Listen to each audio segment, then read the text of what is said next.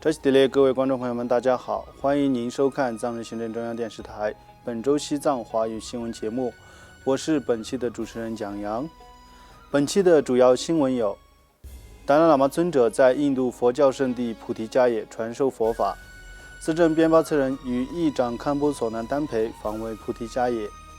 墨尔本各华人团体代表团参访驻澳洲办事处；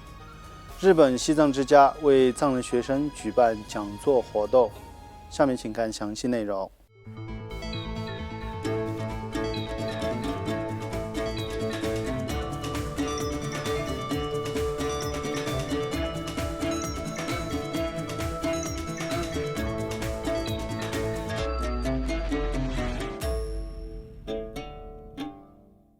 西藏精神领袖达赖喇嘛尊者于本周四12月29号开始，在印度比哈尔邦佛教圣地菩提迦耶的神龙金刚法会场，向来自世界各国的信众开始了龙树菩萨所著的菩提心事，并在最后一天传授21度母随许。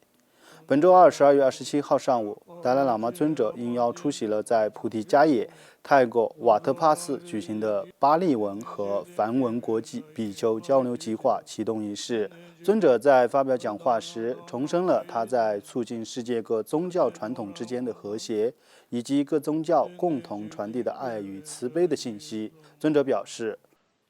다 들을 때 아니 네 개발했잖아. 들으실려 알아도 돼. 태과 시중 다좀더 뭐 소로 쪽에 아니 알아도 돼. 술로 매러 리스 마셔 되기 들어가도 돼 루루체 또 숨버리 간단 전문에 내가 알아 보고 순수를 계시 되면이네 틈버서야 돼 과야레스 초보 제가서야 돼 먹어레스네 보고 순수지기 제대 통수 연구도 와 빨리 취준생에다 대샤가 취준생에서 달러를 못 채워나 시지게 답에 뭐나 전에게 담지 공부 직접으로 지게 타네 애니 편지 직접으로 직선을 타네 애니 가다 점을 게 시디서라 아주 셔버스에 애니 샴디 줘야 된지게 당 아주 상황이 쉽죠 삼버지기 대 공부시据了解，巴利语和梵语国际比丘交流项目是为了加强佛教巴利语和梵语传统之间的关系，使他们能够相互了解，共同发扬佛陀教义，为世界和平做出贡献。此外，第17届西藏人民议会议长堪布索南丹培和藏人行政中央司政边巴策人正在印度佛教圣地菩提迦耶进行访问，并参加了达赖喇嘛尊者的法会及其他相关活动。司政将在来年1月2号从菩提迦耶返回新德里，并会见印度政要、学生及访问德里的西藏文化中心。另外，由总部位于墨尔本的汉藏民间交流促进会、中国民主联盟、中国民主新青年组成的9人代表团，于上周五12月23号上午与中共政权受害者纽澳地区联盟主席冯崇一教授一道，在坎培拉参访了藏人行政中央驻澳洲办事处。